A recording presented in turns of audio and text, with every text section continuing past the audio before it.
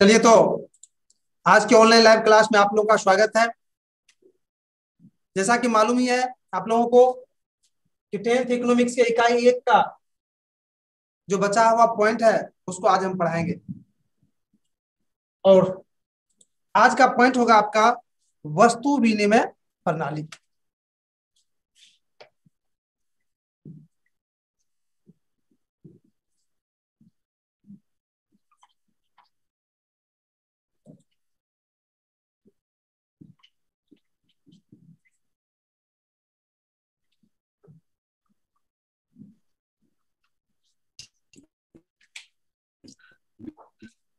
तो एक बार आप लोग पेन नीचा रखिए और इसको समझिए कि आखिर ये क्या है।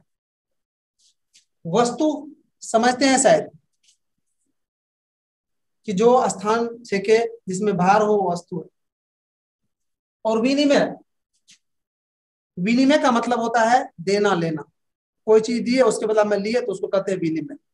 तो वस्तु विनिमय प्रणाली वैसा विनिमय प्रणाली जिसके अंतर्गत एक वस्तु देकर दूसरा वस्तु लिया जाता था उसको कहा जाता है वस्तु विनिमय प्रणाली। जैसे प्रेजेंट टाइम में क्या है, मौद्रिक विनिमय प्रणाली है। मुख्य रूप से रुपया देते हैं उसके बदला में दूसरा वस्तु प्राप्त करते हैं।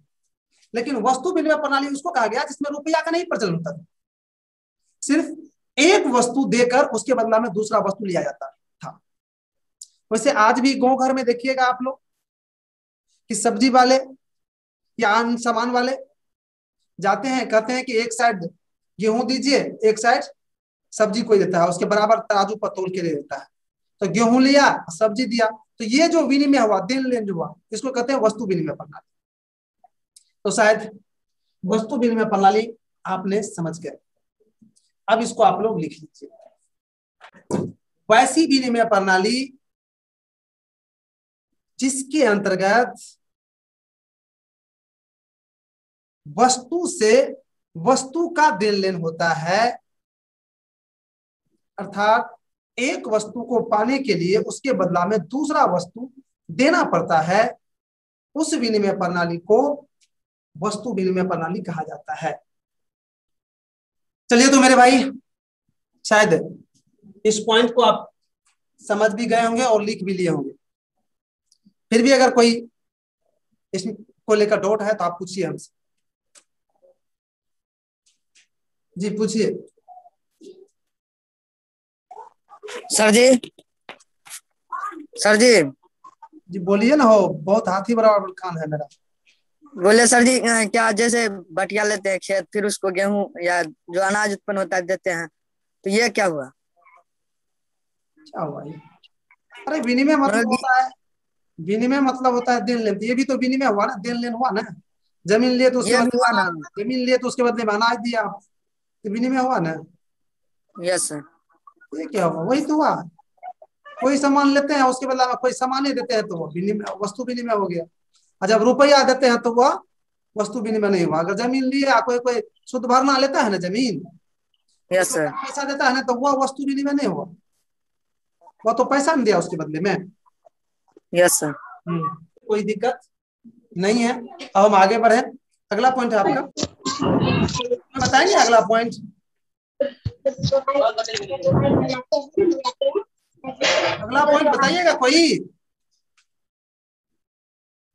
कोर बैंकिंग प्रणाली। राइट, म्यूट करो। कोर बैंकिंग प्रणाली।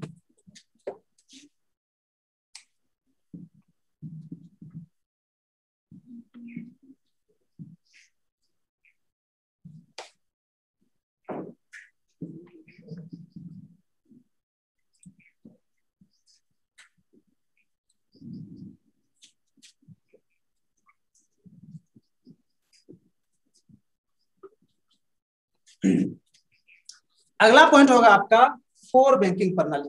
चलिए, तो इसको पहले आप लोग अच्छी तरह से समझ लीजिए कि कोर बैंकिंग प्रणाली क्या है। मेरे भाई, यह बैंक का एक सिस्टम है। इस सिस्टम में क्या होता है वो बताने से पहले मैं एक गाना को आपको याद दिलाता हूं। अगर यहाँ रहते तो हम सुनाते भी, हमको तो नहीं आता है लेकिन हम एम्पलीफायर से सुनाते भी। आप एक गाना है कि मेरा जीवन कोरा कागज कोरा ही रह गया, बहुत अच्छा गाना है।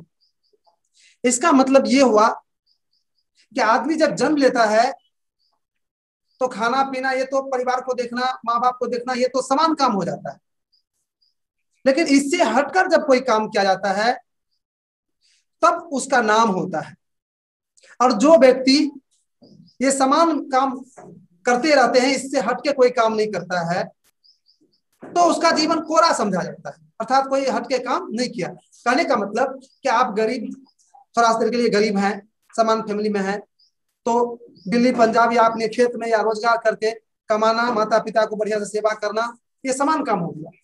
लेकिन वहीं पर अगर इससे हटकर आप नेता बन जाते हैं, थोड़ा देर के लिए मुख्यमंत्री बन जाते हैं, मंत्री बन जाते हैं, तो अलग हटके हो गया ना, अपना आपके जिंदगी में एक अलग कहानी बन गई। आप पढ़ लिख के डीएम बन जाते हैं, एसपी बन जाते हैं, डीआईजी बन जाते हैं, तो एक अलग काम हो गया ना। ये आपके जीवन कोरा नहीं रहा था, उसमें कुछ खास चीज लिखा गया। तो कोरा का मतलब होता है प्लेन, अर्थात मेरे भाई मैं अब इस पर आ जाइए कि कोर बैंकिंग प्रणाली, अर्थात वैसी बैंकिंग प्रणाली जिसमें एक संकेत के माध्यम से एक व्यक्ति के खाते से दूसरे व्यक्ति के खाते में पैसा का ट्रांसफर किया जाता है, हस्तांतरित किया जाता है, उसी को कहा जाता है कोर बैंकिंग प्रणाली। अर्थात इसमें पैसा को छुआ नहीं जाता है, पैसा को पॉकेट में नहीं लिया जाता है, बिना पॉकेट में लिए, बिना किसी को पैसा दिए पैसा वाला काम सब हो जाता है। उसी बैंकिंग प्रणाली को कोर बैंकिंग प्रणाली कहते हैं। जैसे आजकल पेटीएम चला है ना, ये पेटीएम क्या है? कोर बैंकिंग प्रणाली है। इसमें पैसा को कहीं कुछ नहीं छुआ जाता है, नहीं दिया जाता है, सिर्फ एक संकेत के माध्यम से एक व्यक्ति के खाते से दूसरे व्यक्ति के खाते में पैसा का ट्रांसफर कर दिया जाता है। तो शायद समझ गए होंगे कि कोर बैंकिंग प्रणाली क्या है। चलिए आप इसको नोट कर दीजिए। वैसी बैंकिंग प्रणाली जिसमें एक संकेत के माध्यम से एक व्यक्ति के खाते से दूसरे व्यक्ति के खाते में पैसा का ट्रांसफर किया जाता है, उसे कोर बैंकिंग प्रणाली कहा जाता है। वैसी बैंकिंग प्रणाली जिसके अंतर्गत एक व्यक्ति के खाते से दूसरे व्यक्ति के खाते में पैसा का वैसी बैंकिंग प्रणाली जिसके अंतर्गत एक संकेत के माध्यम से एक व्यक्ति के खाते से दूसरे व्यक्ति के खाते में पैसा का ट्रांसफर किया जाता है, उसे कोर बैंकिंग प्रणाली कहा जाता है। उसे कोर बैंकिंग प्रणाली कहा जाता है।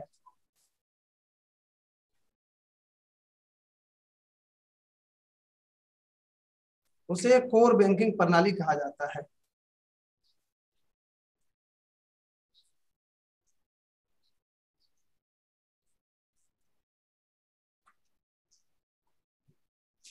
वर्तमान समय में इसका उपयोग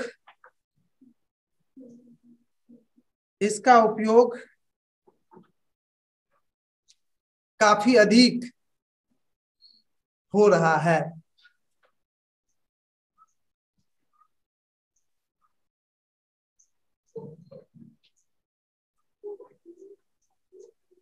वर्तमान समय में इसका उपयोग काफी अधिक हो रहा है।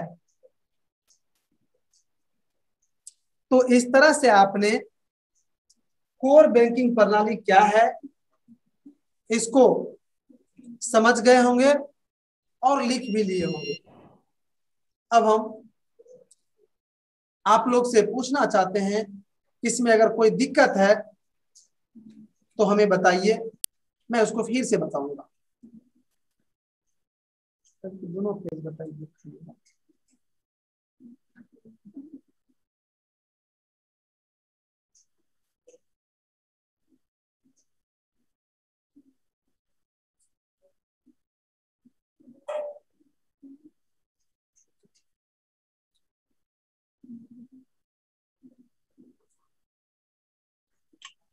सर कोर बैंकिंग ये नाम है।